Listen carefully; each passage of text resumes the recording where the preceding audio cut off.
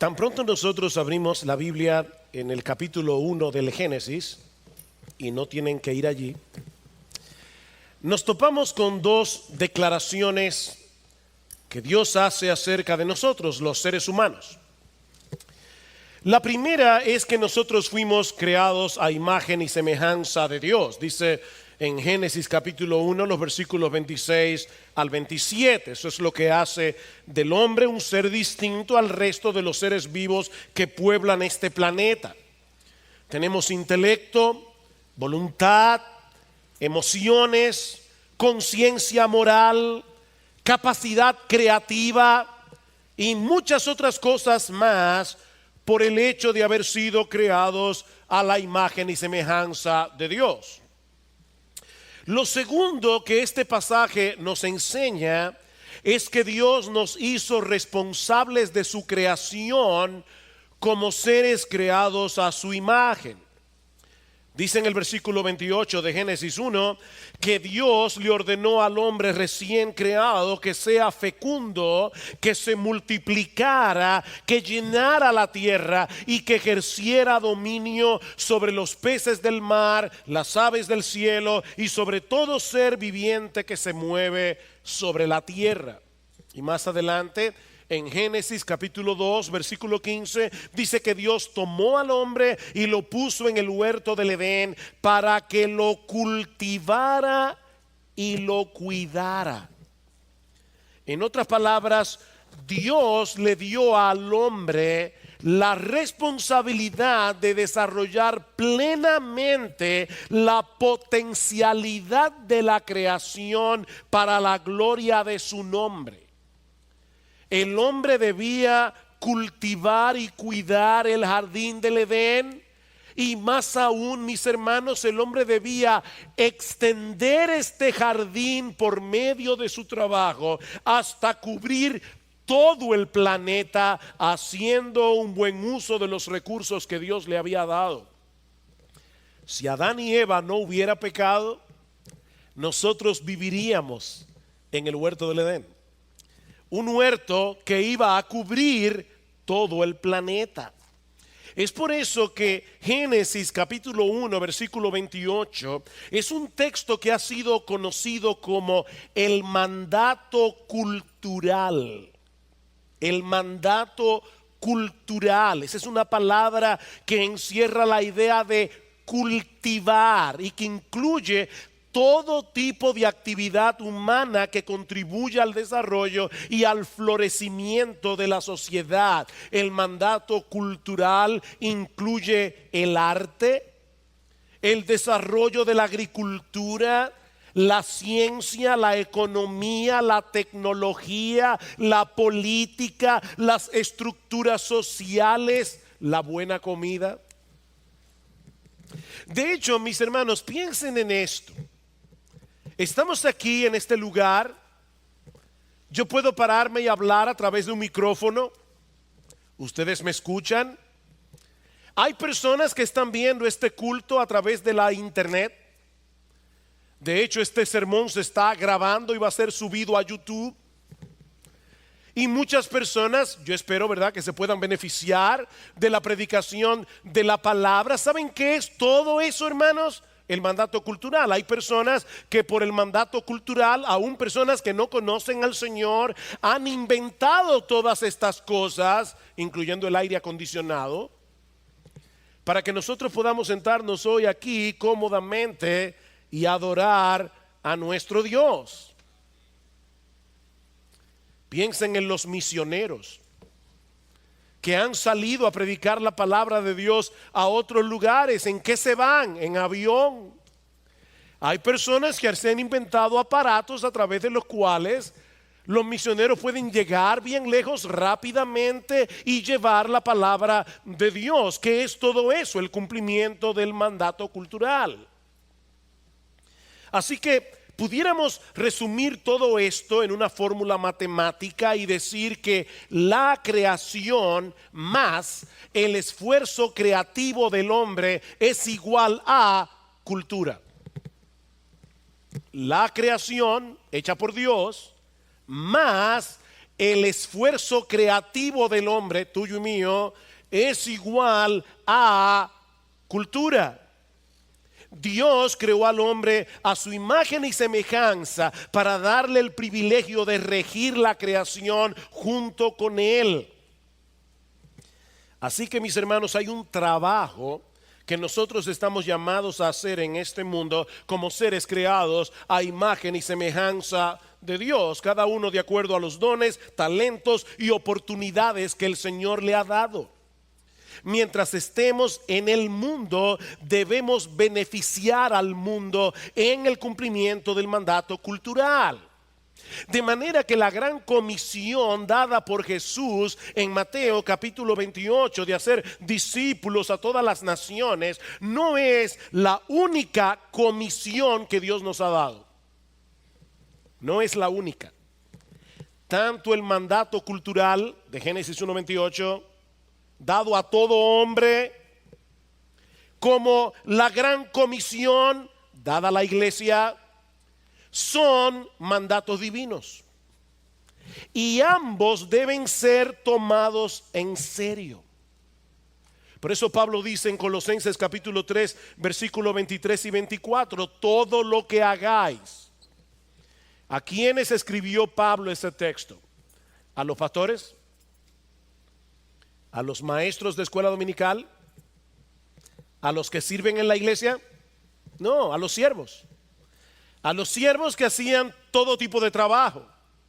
Y Pablo les dice, todo lo que hagáis, desde limpiar un piso hasta criar a un niño, hasta hacer una casa, hasta hacer una obra de arte, todo lo que hagáis, hacedlo de corazón, como para el Señor y no para los hombres, sabiendo que del Señor recibiréis la recompensa de la herencia, porque a Cristo el Señor servís. Cuando ustedes están envueltos en ese tipo de labores que no son espirituales, ustedes están sirviendo a Jesús. Ahora bien, nosotros sabemos que Génesis 1 y 2 está seguido por Génesis 3, la caída del hombre. Nosotros vivimos en un mundo caído en el que impera la maldad y el pecado, en medio de un sistema que no solo intenta alejarnos de Dios, sino también anularnos como cristianos para que no vivamos intensa y apasionadamente para la gloria de Dios, para que no cumplamos la gran comisión a ser discípulos en todas las naciones. La pregunta que yo quiero responder en esta tarde es: ¿cómo podemos ser fieles a Dios en medio de este sistema de maldad sin escapar del mundo y sin enredarnos en él? En el mundo, pero no del mundo. Debemos cumplir el mandato cultural viviendo como ciudadanos de este mundo. Pero, mis hermanos, ¿qué hacemos con algunos pasajes del Nuevo Testamento que parecen alentarnos a menospreciar nuestra involucración en el mundo, como si ser médico, por ejemplo, fuera menos noble que ser pastor? ¿O ser ebanista es menos noble que ser misionero? ¿Qué hacemos con esos pasajes del Nuevo Testamento que parecen alentarnos a menospreciar las cosas del mundo, como si lo único que valiera la pena es todo lo relacionado con la gran comisión? Como si todo lo demás fuera una pérdida del tiempo del que sería mejor librarse si tuviéramos una mejor opción. Bueno, lo que yo quiero hacer es ver algunos de esos pasajes. Quisiera considerar con ustedes algunos de esos pasajes para ver si en verdad enseñan lo que muchos creen que enseñan. Y el primero de esos pasajes, y los que fueron al retiro de jóvenes de este año recordarán que hablamos acerca de este tema. El primero de estos pasajes, pero a mí no me es molesto repetirles las mismas cosas, es Primera de Pedro capítulo 2 versículo 11. Les pido por favor que vayan conmigo a la primera carta de Pedro capítulo 2 versículo 11. Dice el apóstol Pedro: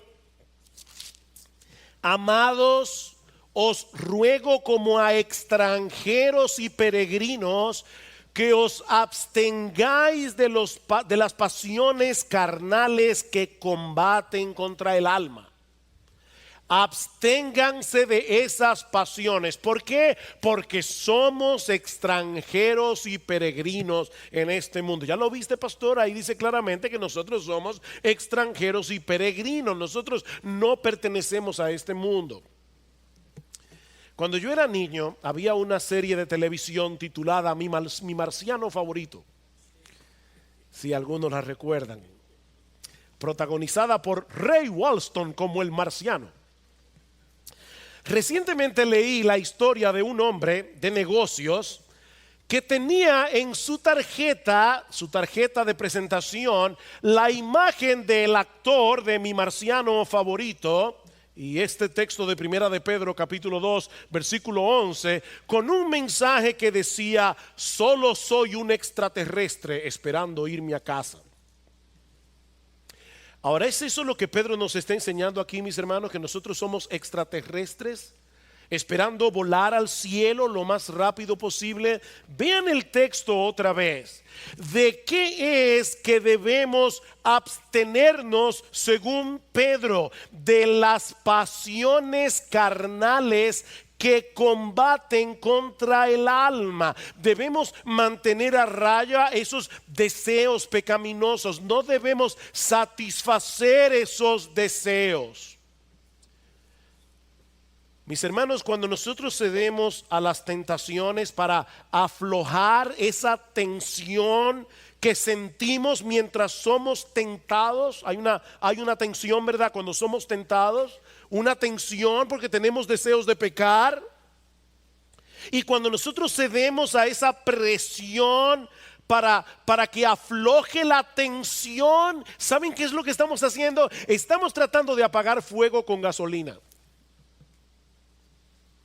Se va a encender más. Es en ese contexto que Pedro describe a los creyentes aquí como extranjeros y peregrinos. Los cristianos somos distintos a las personas que todavía pertenecen a ese sistema de maldad que el Nuevo Testamento señala como el mundo. De manera que aunque vivimos en este mundo físico, no somos del mundo en el sentido espiritual. Vivimos en este mundo físico, hermanos. Somos terrícolas. Pero no pertenecemos a ese sistema de maldad que se opone a Dios. Escuchen lo que sigue diciendo Pedro más adelante en Primera de Pedro capítulo 4 versículos 3 al 4. Porque el tiempo ya pasado os es suficiente para haber hecho lo que agrada a los gentiles, habiendo andado en sensualidad, lujurias, borracheras, orgías, embriagueces y abominables idolatrías. Y en todo esto se sorprenden de que no corráis con ellos en el mismo desenfreno de disolución, y os ultrajan. Los impíos se sorprenden porque nosotros somos para ellos extranjeros y peregrinos. En cuanto a este sistema de maldad, nosotros no pertenecemos a este mundo caracterizado por la sensualidad, la lujuria, las borracheras. Cristo nos compró con su sangre para que no tengamos nada que ver con ese mundo de maldad. Somos extranjeros y peregrinos en lo que respecta a este mundo caído. Nosotros tenemos otro sistema de valores, nosotros tenemos otros propósitos en la vida, nosotros tenemos otras prioridades. Somos extranjeros y peregrinos. Pero ¿saben qué, mis hermanos? Nosotros fuimos creados por Dios para vivir en este mundo.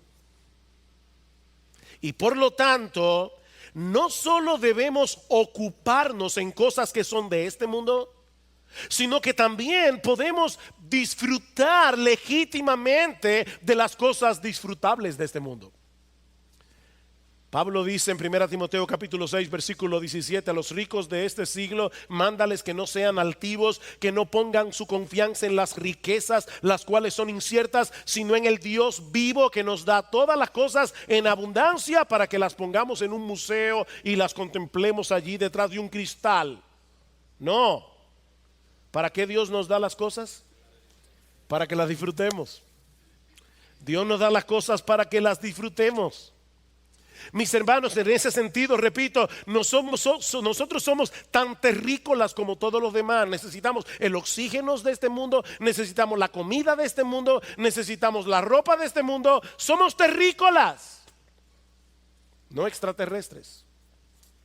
Vivimos aquí y viviremos aquí eternamente en esta tierra renovada. Vayan conmigo al Salmo 37. Salmo 37. Mis hermanos, ¿dónde pasaremos la eternidad? Como decíamos el otro día en otro sermón, viviendo, saltando de nube en nube, ¿dónde viviremos? ¿Dónde pasaremos la eternidad?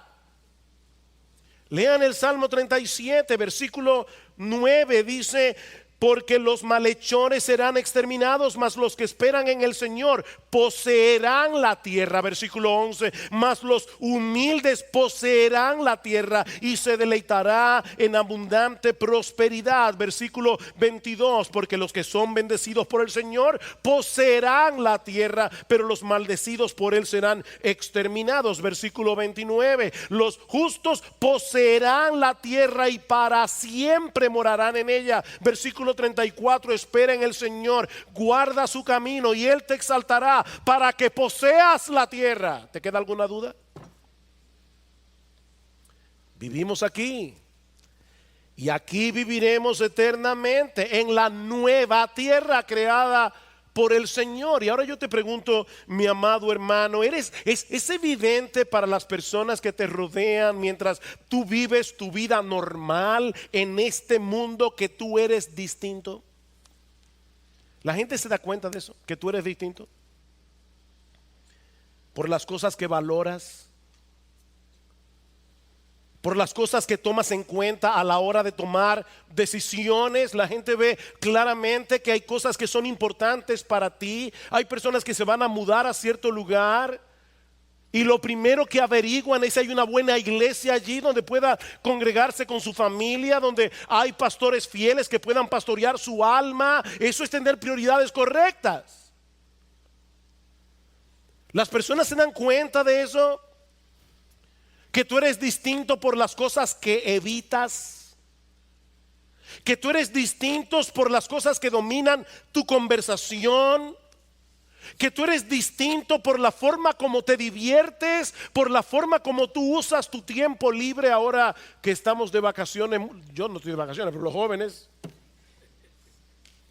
están de vacaciones del colegio. Es obvio que tú estás tratando de mantener a raya los deseos carnales que batallan contra tu alma. Te avergüenzas cuando eres vencido por esos deseos. Vienes a Cristo de nuevo en arrepentimiento y fe, aplicándote el evangelio cada día. ¿O has llegado a un punto tal de frialdad espiritual que ya ni siquiera puedes discernir que has sido vencido por esos deseos? Otro de esos textos del Nuevo Testamento es Colosenses capítulo 3, versículos 1 y 2. Colosenses capítulo 3, versículos 1 y 2. Recuerden mi premisa, hermanos. Somos terrícolas. Vivimos en este mundo, pero no somos del mundo. En un sentido somos de aquí, en otro sentido no somos de aquí. Dice Colosenses capítulo 3 versículos 1 y 2: si habéis pues resucitado con Cristo, buscad las cosas de arriba, donde está Cristo sentado a la diestra de Dios. Poned la mira en las cosas de arriba, no en las de la tierra. Hay personas que leen ese versículo y dicen: para poder ser más espiritual debemos gastar el menor tiempo posible en las cosas de esta tierra. Por eso yo no juego basquetbol. Por eso yo no hago ninguna otra cosa que no sea en mi tiempo libre predicar el evangelio, leer la Biblia, orar, discipular a un hermano. Bueno, puede ser jugar basquetbol o cualquier otra cosa. Los creyentes debemos tener mucho cuidado en la forma como usamos nuestro tiempo, de manera que las actividades que hacemos aquí no interfieran con nuestra lectura bíblica, no interfieran con nuestro tiempo de oración, con el hecho de compartir con otros la fe que tenemos en Cristo. La pregunta ¿es de eso que Pablo está hablando aquí cuando dice, poned la mira en las cosas de arriba, no en las de la tierra? Yo no creo eso. Miren el contexto. En unos versículos anteriores, antes de dar esta advertencia, el apóstol Pablo está condenando el ascetismo al final del capítulo 2. ¿Y qué es el ascetismo?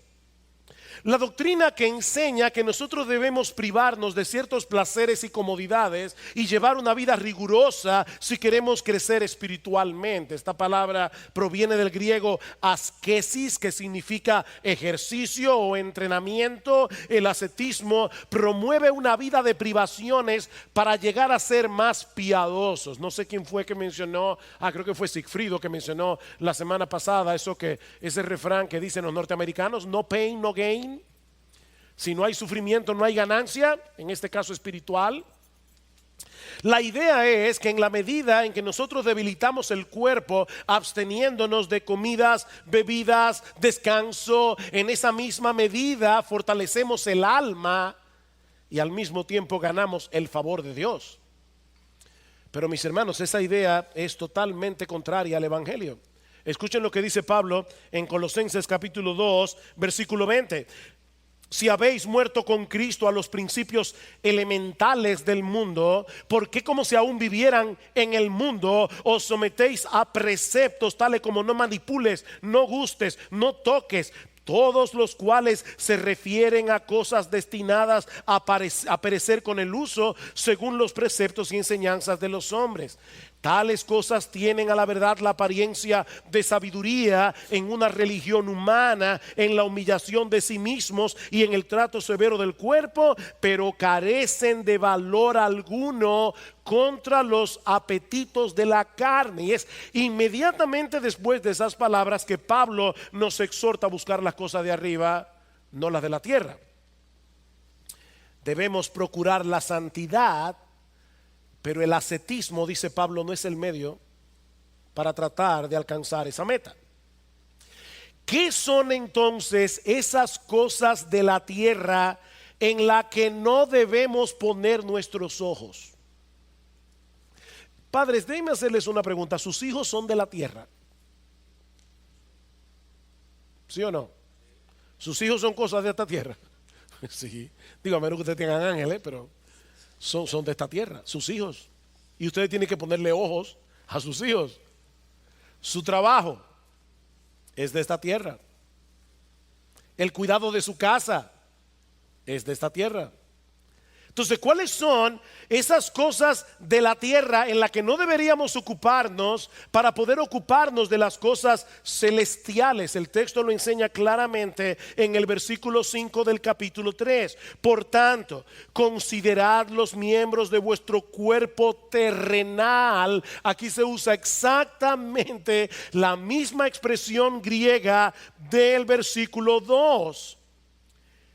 Vuestro cuerpo terrenal como muertos ¿a qué? A la fornicación, la impureza, las pasiones, los malos deseos, la avaricia, que es idolatría. Pablo está diciendo, debido a nuestra unión con Cristo en su muerte y en su resurrección, todos esos pecados ya no deben reinar en nuestra vida. El pecado sigue siendo nuestro enemigo, pero ya dejó de ser nuestro rey. Y por lo tanto, en dependencia del Espíritu de Dios, debemos darle muerte a la inmoralidad sexual, a la impureza, a todos nuestros malos deseos y a la avaricia, que es idolatría. Y luego en el versículo 8 Pablo lo amplía, dice: Versículo 8 del capítulo 3, pero ahora desechad también vosotros todas estas cosas: ira, enojo, malicia, maledicencia, lenguaje soez de vuestra boca. No mintáis los unos a los otros, puesto que habéis desechado al viejo hombre con sus malos hábitos. Esas son las cosas de la tierra en la que no debemos poner nuestros ojos. Pablo no está hablando ahí de comerse un mango. Pablo no está hablando ahí de jugar basquetbol. Pablo no está hablando ahí de leer un buen libro. Pablo no está, me refiero a un buen libro secular. Pablo no está hablando ahí del trabajo. Pablo está hablando de esos pecados. Esas son las cosas de la tierra en la que no debemos poner nuestros ojos. Debemos poner la vista en las cosas de arriba. ¿Y qué son esas cosas de arriba? Donde está Cristo sentado a la diestra de Dios. ¿Y eso qué significa en la práctica? Que debemos vivir la mayor parte del tiempo en santa contemplación. No. Lean el versículo 12. Entonces, como escogidos de Dios, santos y amados, revestidos de tierna compasión, bondad, humildad, mansedumbre, paciencia, soportándoos unos a otros y perdonándoos unos a otros, si alguno tiene queja contra otro, como Cristo os perdonó, así también hacedlo vosotros. Y sobre todas estas cosas, vestidos de amor, que es el vínculo de la unidad, y que la paz de Cristo reine en vuestros corazones, a la cual en verdad fuisteis llamados en un solo cuerpo, y sed agradecidos. ¿Saben cuáles son las cosas del cielo en las que debemos poner nuestros ojos? El carácter de Jesús, que es el que está siendo descrito en los versículos 12 en adelante. No pongas tu mira en las cosas de la tierra. Apártate de esas cosas, apártate de esos pecados. Cultiva el carácter de Cristo. Eso es poner la mira en las cosas de arriba, donde está Cristo sentado a la diestra de Dios. Así que, mis hermanos, ¿cómo nosotros podemos saber si estamos poniendo nuestra mirada en las cosas de arriba?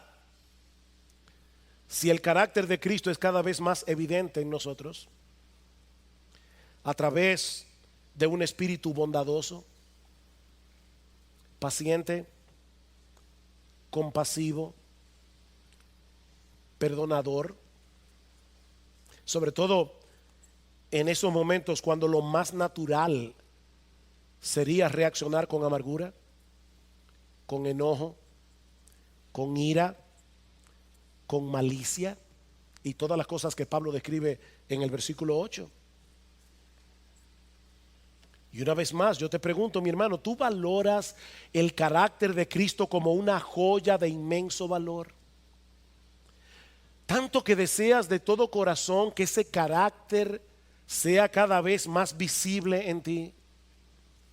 Tú te detienes en las Escrituras a observar con admiración la persona y las obras de Cristo, porque Pablo nos dice en 2 Corintios capítulo 3 versículo 18 que es contemplando su gloria que somos transformados de gloria en gloria en la misma imagen. Mis hermanos, no hay atajos aquí. Para ser como Cristo hay que poner la mira en las cosas de arriba, es decir, mirar a Cristo con admiración a través del lente de las Escrituras. No hay atajos.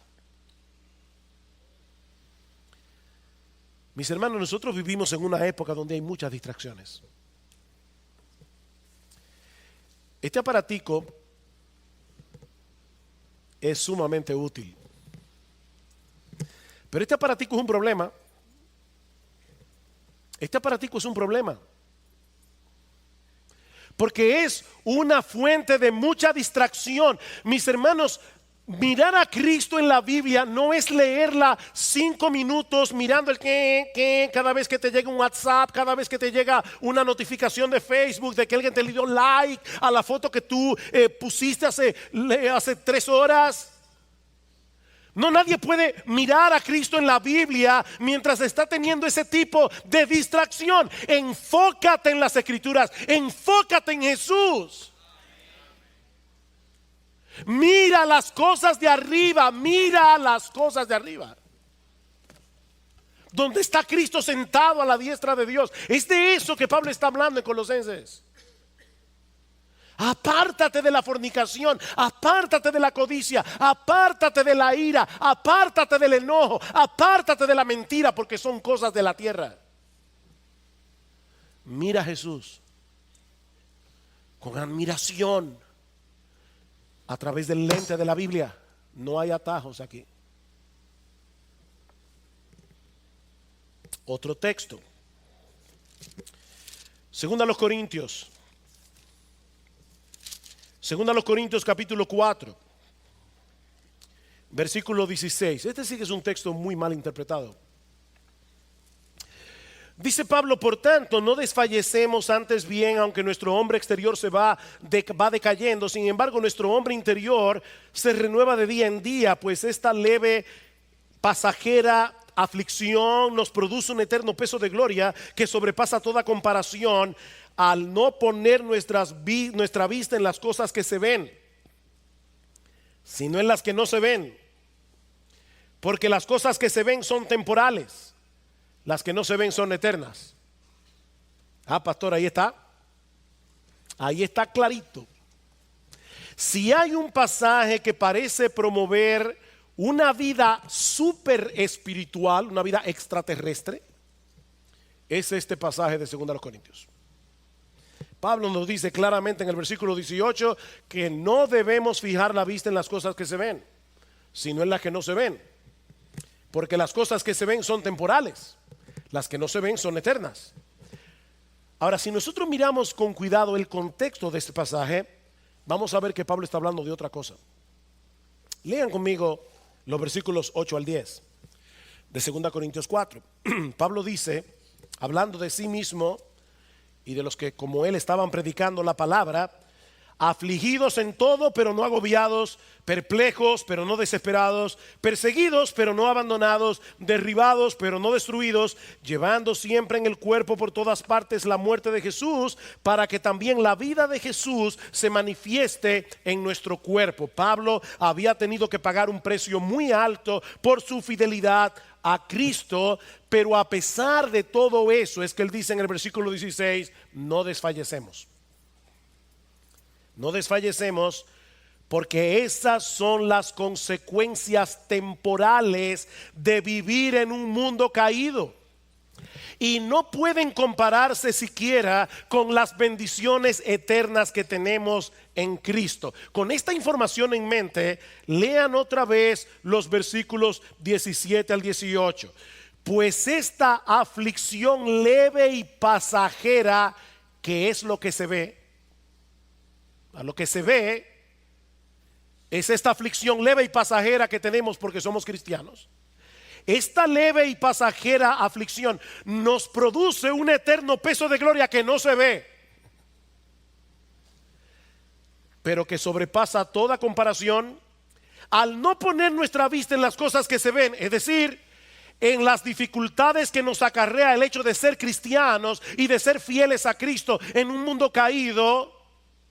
Porque las cosas que se ven, es decir, todas estas aflicciones, todas estas persecuciones que sufrimos por ser cristianos, son temporales.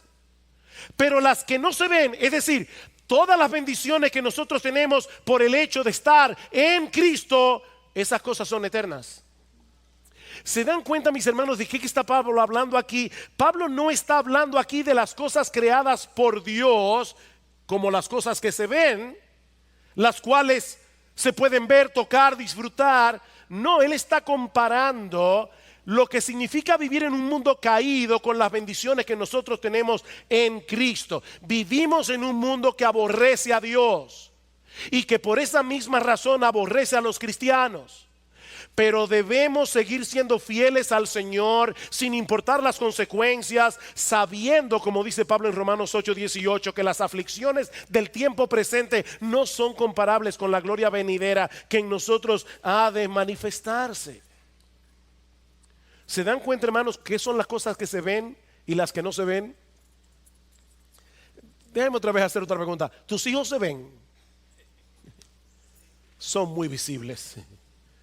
¿Y sabes qué? Tú tienes que ponerle atención a tus hijos y se ven. Tu trabajo se ve. ¿Se ve o no se ve? Tu trabajo se ve. Y tú tienes que ponerle atención a lo que se ve, a tu trabajo. De hecho, yo soy pastor y yo tengo que bregar con este libro que se ve para poder hacer un mensaje que también se ve y predicarlo aquí en la iglesia cada domingo. Así que lo que Pablo está hablando aquí no es de lo que yo veo de este mundo creado por Dios. Las cosas que se ven son las aflicciones, las persecuciones que yo sufro por el hecho de ser cristiano. Esas son las cosas que se ven. Las que no se ven son las bendiciones enormes que nosotros tenemos en Cristo, pero que no se ven. Las cosas que no se ven es lo que Dios está haciendo en nosotros, forjando el carácter de Cristo, haciéndonos más pacientes, que son cosas que no se ven. Se ven los resultados de la paciencia, pero la paciencia en sí no se ve. ¿O alguien pudiera por favor enseñarme una paciencia? Nadie aquí tiene una paciencia, se la doy de una vez. ¿Alguien tiene aquí una paciencia, un amor, una compasión? Eso no se ve. Y ahora yo te pregunto, a la luz de ese pasaje, ¿estás tú dispuesto a sufrir las consecuencias de ser cristiano? Que se ve en la universidad, en tu lugar de trabajo, en medio de tu familia incrédula, en medio de tus amigos, siendo fiel a Dios y viviendo en santidad a pesar de las burlas que se ven, a pesar del rechazo que se ve? ¿O estás tan atento a las cosas que se ven, el aislamiento de tus amigos incrédulos, el maltrato, el rechazo que sufres cuando tú mantienes en alto tus convicciones cristianas, que estás perdiendo de vista las cosas que no se ven, es decir, los enormes privilegios que tienes por el hecho de estar en Cristo? Esa es la pregunta. Un texto más. Primera de Juan capítulo 2 versículo 15.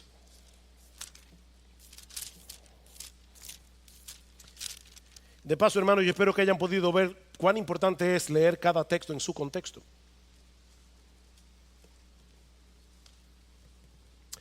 Y de paso también espero que hayan podido ver que para leer la Biblia e interpretarla correctamente no se puede estar distraído.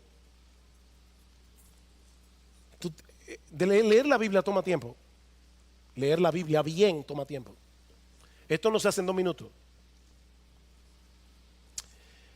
Primera de Juan capítulo 2 versículo 15. No améis al mundo ni las cosas que están en el mundo. Si alguno ama al mundo, el amor del Padre no está en él. Este sí que es un texto categórico. No améis al mundo. No hay nada sutil, no hay nada complicado en esta frase. Y por si acaso alguno tuviera alguna duda de cuáles son las cosas incluidas en esa exhortación, Juan sigue diciendo, ni las cosas que están en el mundo. ¿Cuántas cosas del mundo podemos amar? De acuerdo a ese texto. ¿Cuántas? Ninguna. Ninguna. Ni una sola. Y la razón que Juan nos da no podía ser más tajante. Si alguno ama al mundo, el amor del Padre no está en él. ¿Qué significa eso? Que una persona que ama al mundo de la manera como Juan lo está señalando en el texto no es cristiana.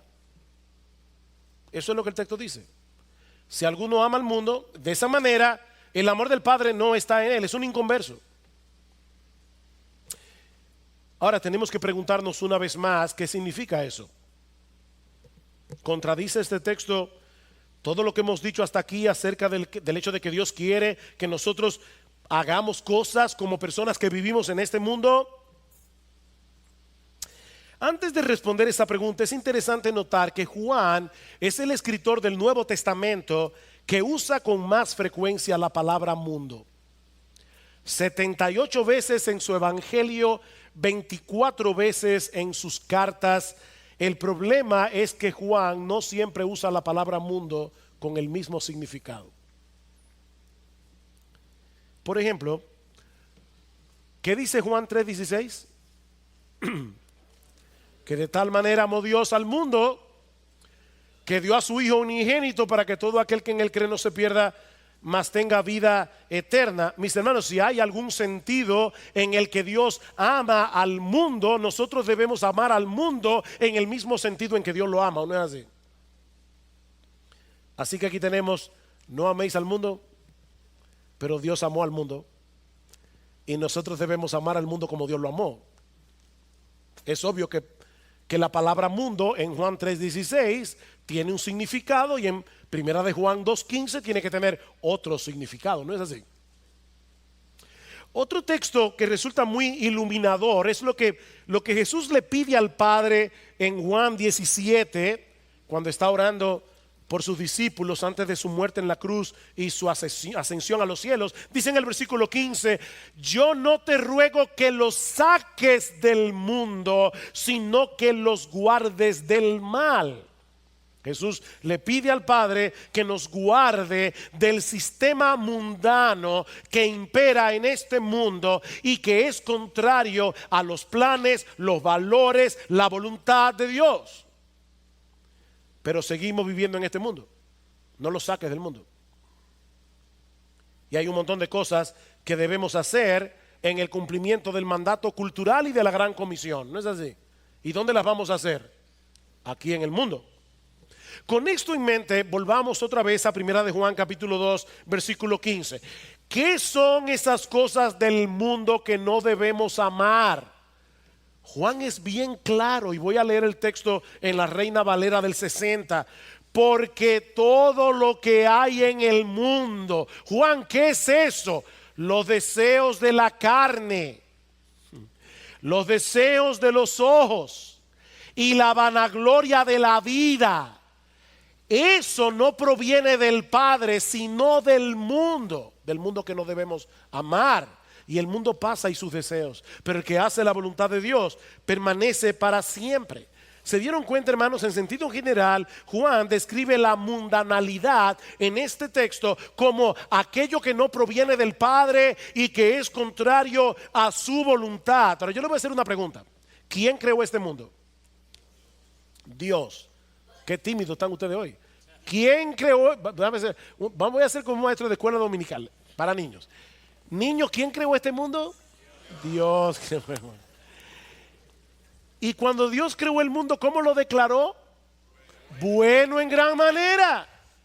Así que cuando Juan dice no améis al mundo, evidentemente no puede estar hablando de este mundo físico, porque este sí proviene del Padre.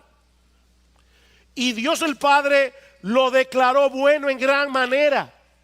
Y no solo eso, sino que hizo al hombre y le dio la orden, el mandato de que se involucrara activamente en cuidar de este mundo, en transformar este mundo. ¿Qué es entonces lo que no debemos amar y que no proviene del Padre? Juan menciona tres cosas aquí. En primer lugar, la pasión o los deseos de la carne. Noten que Juan no está hablando de cosas externas. Juan está hablando de cosas que salen de nuestro corazón. Lo que deseamos tan fuertemente que compite con la supremacía de Dios en nuestras vidas. Eso no proviene del Padre, sea lo que sea. Puede ser el deseo de tener una mejor posición económica. Puede ser un interés desmedido por la ropa o por tener una buena figura. Puede ser codearse con cierto tipo de persona. Puede ser estar obsesionado con la música o el cine o las redes sociales. Puede ser cualquier cosa, mis hermanos, cualquier cosa que esté suplantando a Dios de tu vida. Juan Calvino decía, el corazón humano es una fábrica de ídolos. Y si no nos mantenemos en guardia, cualquier cosa legítima de este mundo puede convertirse en un deseo desmedido que compita con tu fidelidad a Dios. Cuando te ves a ti mismo rebajando tus estándares de santidad para poder tener eso que tú quieres tener o para hacer eso que tú quieres hacer, eso es mundanalidad. Cuando estás dedicando tanto tiempo a esas cosas, que estás descuidando tu relación con Dios, estás descuidando tu lectura bíblica, la lectura de buenos libros cristianos, tu vida de oración, tus responsabilidades con tu familia, tu cónyuge, tus hijos, cuando estás descuidando tu servicio en la iglesia de acuerdo a los dones y posibilidades que Dios te ha dado, eso es mundanalidad. Juan menciona en segundo lugar las pasiones o los deseos de los ojos. La vista es una bendición de Dios, es un regalo de Dios. Pero los ojos son también una ventana que nos permite codiciar, ser cautivado por cosas que son contrarias al carácter santo de Dios. Por eso Juan no está hablando solo de los ojos, sino de los deseos de los ojos. ¿Se dieron cuenta? Los deseos de los ojos, los deseos que entran por los ojos, aquellas cosas que vemos y que levanta la codicia del corazón, los deseos de los ojos, el deseo de tener lo que no debemos tener,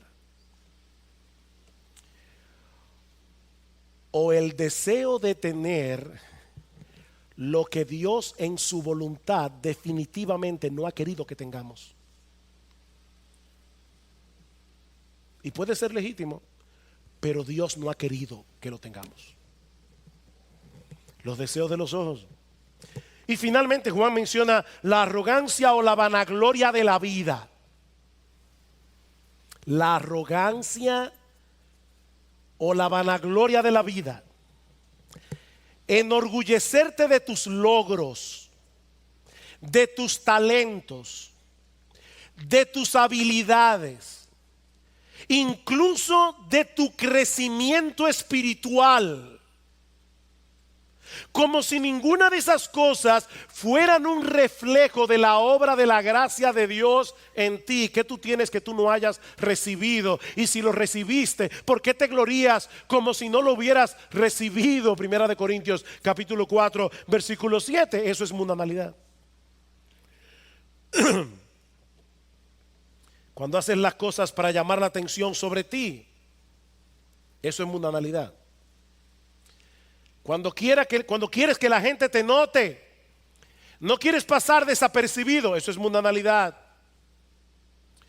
Mis hermanos, ese afán de publicar un montón de fotos tuyas en las redes sociales puede estar revelando, oye lo que estoy diciendo, puede estar revelando un corazón que desea ser el centro de atención. Y si eso es así, eso es mundanalidad. ¿Por qué una mujer cristiana se atreve a usar una ropa ajustada al cuerpo o demasiado corta o demasiado escotada, a pesar de que la Biblia dice claramente que las mujeres deben vestirse con modestia? ¿Por qué? Las razones pueden ser muchas. Deseo de llamar la atención, de estar a la última moda sin importarte que otros puedan tropezar debido a tu vestimenta. Puede ser falta de intencionalidad en mostrar el carácter de Cristo. Una mujer cristiana debe pararse frente al espejo y decir intencionalmente: ¿yo puedo mostrar a Cristo con esta ropa? Pero sea lo que sea, eso no proviene del Padre, eso proviene del mundo. Eso es mundanalidad. Tratar de hacer las cosas en nuestras propias fuerzas sin depender de Dios en oración, eso es mundanalidad. ¿Han pensado en eso? De hecho, esa es una de las características más sobresalientes de las personas del mundo, su independencia de Dios. ¿No es así? Su autonomía. Eso es mundanalidad. Cuando puedes disfrutar lo que Dios aborrece, cuando puedes estar en contextos en los que tu espíritu debería sentirse contristado por todo lo que está sucediendo a tu alrededor, pero te sientes a gusto en esos lugares y aún escogiste voluntariamente estar allí cuando podías y debías haberlo evitado, Eso es mundanalidad. ¿Se dan cuenta, mis hermanos, que el Nuevo Testamento no está hablando de nuestra involucración en el mundo? Nosotros somos personas que estamos en el mundo, pero al mismo tiempo no somos del mundo. Esa es la tensión. Lamentablemente no podemos seguir ampliando este punto por falta de tiempo, pero yo espero que el Señor me haya podido demostrar que la Biblia no nos exhorta a tratar de escapar literalmente del mundo, sino más bien a guardarnos de la malignidad de este mundo. La Biblia nos exhorta a colocar a Dios en el tope de nuestras prioridades, de tal manera que ninguna cosa de este mundo compita con nuestro deleite en Él. Que todas las cosas legítimas y disfrutables de este mundo podamos disfrutarla en comunión con Él y con gratitud hacia Él, como dice Pablo en Colosenses capítulo 3 versículo 17. Todo lo que hacéis, sea de palabra o de hecho, hacedlo todo en el nombre del Señor Jesús, dando gracias a Dios Padre por medio de Él. Mira, mi hermano, si tú no puedes darle gracias a Dios por eso que vas a hacer, no lo hagas. Si no puedes darle gracias a Dios, no lo hagas. Porque aquí dice, todo lo que hagáis, dadle gracias a Dios Padre. Podemos disfrutar de aquellas cosas creadas por el hombre en el cumplimiento del mandato cultural, pero al hacerlo no podemos olvidar que vivimos en un mundo caído y por lo tanto que debemos mantenernos bien alertas contra todo aquello que pueda hacernos causa de pecado. Mi hermano, sácate el ojo y córtate la mano si es necesario. Lo que Dios desea para nosotros no es que vivamos como monjes, apartados literalmente de la sociedad. No, Dios quiere que nos involucremos haciendo el bien, sirviendo a otros a través de nuestra vocación, de nuestras buenas obras. Aún Dios quiere que nosotros podamos disfrutar de las cosas legítimamente disfrutables de este mundo. Dios quiere eso. Así que, mi hermano, no se trata de escoger entre Dios y la creación. Se trata de servirle a Él, sirviendo a nuestra generación y disfrutarlo a Él, disfrutando lo creado. Disfrutarlo a Él, disfrutando a lo creado. Es una falsa dicotomía tratar de escoger cuál de los dos mandamientos debemos cumplir con excelencia: el mandato cultural o la gran comisión. No, ambos mandamientos son divinos y ambos debemos hacerlo lo mejor que podamos para la gloria de Dios. Cada cual de acuerdo a la vocación que Dios le haya dado. Y ya estoy terminando. Mis hermanos, lo que estamos diciendo es que no podemos permitirnos la mediocridad en ningún área de nuestra vida. Tú eres médico. Empéñate en hacerlo lo mejor que tú puedas. Eso es parte del mandato cultural. Hazlo lo mejor que tú puedas. Empéñate en ser el mejor médico. Tú eres ebanista, abogado, herrero, mecánico. ¿Qué dice Pablo en Colosenses capítulo 3? Todo lo que hagáis, hacedlo de corazón, como para el Señor y no para los hombres. Mi hermana, tú eres ama de casa. Tú tienes un trabajo. Si tú eres ama de casa, tú tienes un trabajo y debes hacerlo bien. Debes hacerlo con responsabilidad. Debes hacerlo para la gloria de Dios. Pero no olvides que también eres cristiano. No olvides que también eres cristiana. Y por lo tanto, tampoco debes permitirte la mediocridad en tu vida devocional, en el conocimiento de las Escrituras, en el uso de tus dones para la edificación de la iglesia. Cada cual según las capacidades, dones y oportunidades que el Señor le ha dado. No seas mediocre en ningún área de tu vida. Me preocupa, hermanos, me preocupa ver, sobre todo jóvenes, permítanme que les hable a ustedes esta noche. Jóvenes, me refiero a jóvenes. Timoteo era joven a los 40 años. Porque uno dice jóvenes, yo no estoy pensando en 12 años. Jóvenes de la iglesia, casados ya. Si tú eres bueno en tu trabajo, qué bueno que eres bueno. Pero destácate también en otras cosas. Destácate en otras cosas.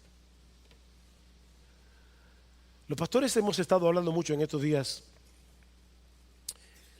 de nuestra edad promedio. Este año yo cumplo 58 añitos. Eso quiere decir que en 12 años yo tengo 70 años. Y déjeme decirle que yo no soy el más viejo de los pastores. Tampoco soy el más joven. Pero ¿saben qué es lo que yo quiero decirles, mis hermanos? Jóvenes, recuerden, jóvenes. El futuro de esta iglesia está en la mano de ustedes. El futuro de esta iglesia está en vuestras manos. No en la mano de nadie más. No vamos a llamar a gente de fuera para que siga edificando esta iglesia. Son ustedes los que tienen que tomar el mando y nosotros tenemos que ir desapareciendo. Pero para eso hay que tomar en serio lo que estamos hablando aquí. No podemos permitir.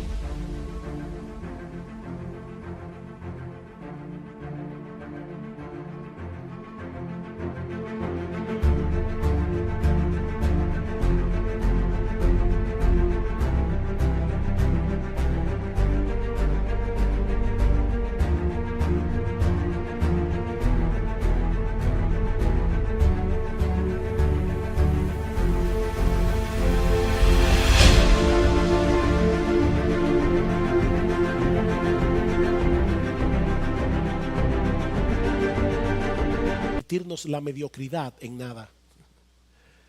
No, nosotros no queremos que tú seas un profesional mediocre, de ninguna manera. Lo que no queremos es que tú seas un cristiano mediocre, un miembro de la iglesia mediocre. Es que tú no puedes permitirte la mediocridad. ¿Sabes por qué? Porque Cristo te compró enteramente para Él. Él no compró parte de ti, Él te compró entero. Para que tú vivas para su gloria, para que tú vivas para Él. Entonces aquí no estamos promoviendo una falsa dicotomía entre el mandato cultural y la gran comisión. Ambos son mandatos de Dios. Hagamos bien ambas cosas para la gloria.